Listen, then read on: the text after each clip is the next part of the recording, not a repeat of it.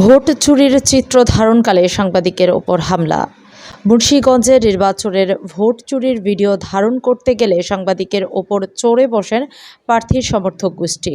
রবিবার ২৮ এপ্রিল মুন্সিগঞ্জের টুঙ্গিবাড়ি উপজেলার আড়িয়ল ইউনিয়ন পরিষদের উপনির্বাচন অনুষ্ঠিত হয়। এ সময় উপজেলার উত্তর কুর্মিপাড়া সরকারি প্রাথমিক বিদ্যালয় কেন্দ্রে আনারস প্রতীকের চেয়ারম্যান পদপ্রার্থী দুলাল হাওলাদার ও তার সমর্থকরা জাল ভোট প্রয়োগ করলে এর চিত্র ধারণ করতে সামনে এগিয়ে যান বেসরকারি টেলিভিশন চ্যানেল 24-এর চিত্র সাংবাদিক মোহাম্মদ আমির হোসেন। এতেই চড়ে বসেন জাল ভোট দানকারীরা।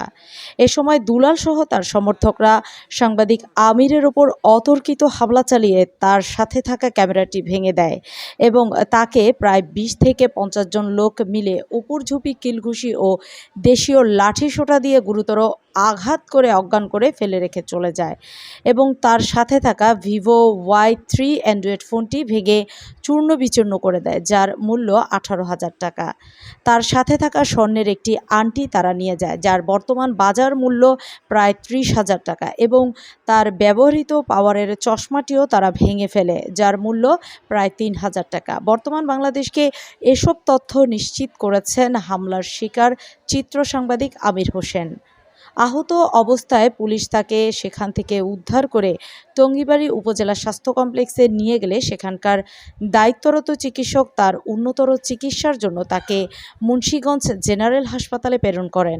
ঘটনার খবর পেয়ে রাত 8:30টার দিকে আহত আমিরকে দেখতে আসেন মুন্সিগঞ্জ জেলা প্রশাসক মোহাম্মদ আবু জাফর রিপন। এ সময় তিনি বলেন, ঘটনার কঠোর ব্যবস্থা গ্রহণ করা হবে এবং এই ঘটনার সাথে জড়িতদের কাউকেই ছাড় দেওয়া হবে না।